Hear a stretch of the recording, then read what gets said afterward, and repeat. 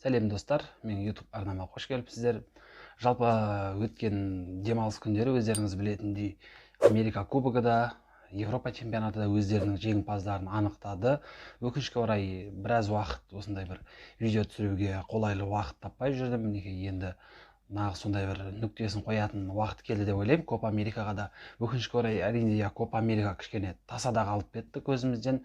Алайда сонда да бәріміз бақылап отырдық деп ойлаймын. Және де Копа Американың финалынан бастайтын болсақ, ең алдымен әрине Бразилия тұрғындарынан бөлек жер бетінің қалған 90%-ы меніңше сол бір Лионель Мессидің жеңісіне сол уақытта жанкүйер болған сияқты. Жалпы Лионель Месси жеңгенде өте лайықты, жаңағыдай нағыз сондай бір ертегіге сай жаңағы сценарий дейді ғой, сондай да өрбіді.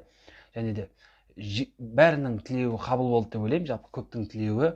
Және де Лионель Месси өзіңіз білетіндей 34 жасына келіп өзінің ұлттық құрамадағы алғашқы сондай бір значимый, орысша значимый дейді ғой, жаңағы көзге көрінетін, жаңағы мақтан тұта алатын сондай бір жетістігі бар футболшы. Бұл әрине өте жақсы нәтиже. Ал одан бөлек Европа чемпионатының финалына келетін болсақ, өкінішке орай өзім үшін әрине мен Англия ұлттық құрамасына сол уақытта кішкене бүйірім тартып тұрды. Әрине Манчестер Юнайтедтің жанкүйері болғандықтан Харри Магуайр, Джейдон Санчо, Люк Шоу, жаңағы Дин Хендерсон, Маркус Решфорд сияқты ойыншыларға жаңағыдай бүйірім тартып тұр. Және де үмітімді ақтады десем болатын шығар. Жалпы Харри Магуайр да осы Европа чемпионатын жалпы өте жақсы деңгейде өткізді. Люк Шоу ғой нағыз Европа чемпионатының жұлдызы болды. Финалдағы голын ол туралы көп әңгіменің қажеті жоқ шығар, өздеріңіз көрдіңіздер. Жалпы өкінішке орай Англия ұлттық құрамасы сол баяғы дертіне тағы да жолықты десек болатын шығар. Әрине ойыннан кейінгі пенальтилер сериясы. Бір өкініштісі осы пенальтилер сериясы жайында айтқан кезде әрине бірінші Гарет Саутгейттің керемет схемасын атап өткен жөн. Қос бірдей ауыстыру жасады. Ол жалпы ол жерде ешқандай мін жоқ ол нәрсеге. Ол жай ғана жаңа схема істен шықты. Ол техникалық ақау дейді ғой, жаңа техника тілімен айтатын болсақ, жалпы кішкене ақау болды. Негізіндегі жоспар іске асқанда өте керемет жоспар еді. Сондықтан Гарет Саутгейттің көздеген мақсатына бұл жерде мін жоқ. Әрине өкінішке орай іске аспай қалды. Енді ол әрине жаңағыдай 50-ге 50 жағдай, ол жерде пенальти сериясы өздеріңіз білетіндей.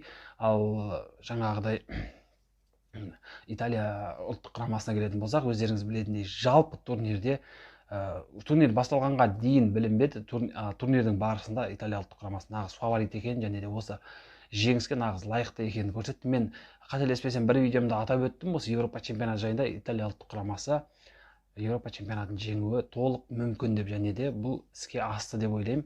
Өкінішке орай тағы бір осы Англия ұлттық құрамасына тоқталатын болсақ, тағы бір өте үлкен жағдайлардың бірі ол әрине Букайо Сака, Джейдон Санчо және де Маркус Решфордтың қатысуымен өткен.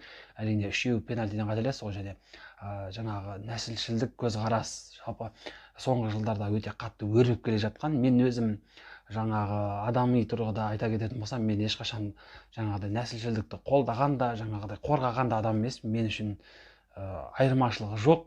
Адамның жақсысы бар, жаманы бар, және де ол ешқашан нәсіл таңдамайды. Алайда адамды нәсіліне қарай немесе жаңағыдай терісінің түсіне қарай бөлу, ол меніңше жақсы нәрсе емес.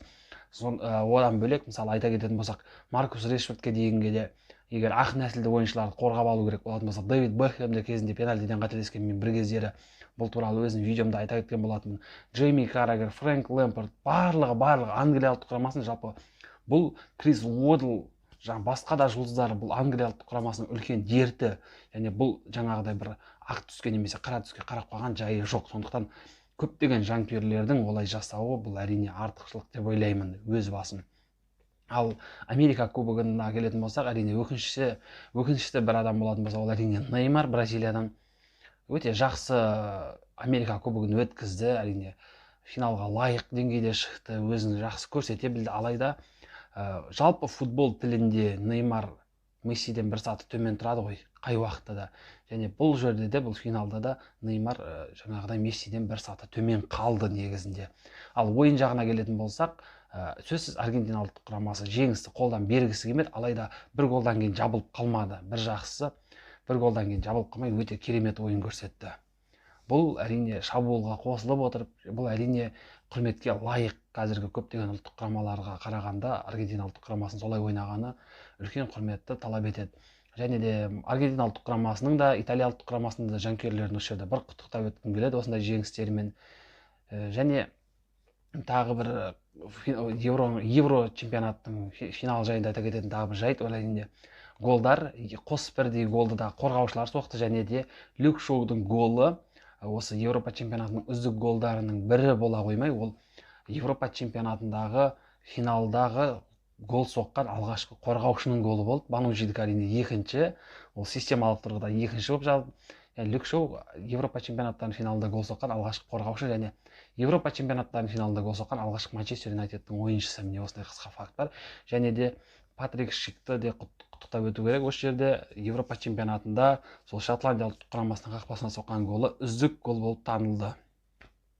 Міне достар, бүгін қысқа да болса уақыттың өкінішке орай аздығына байланысты соңғы уақыт таппай жүрмін видео түсіруге.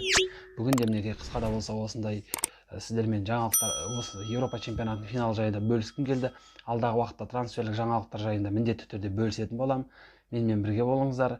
Сіздермен бірге болған мен Ботиньо KZ арнасы.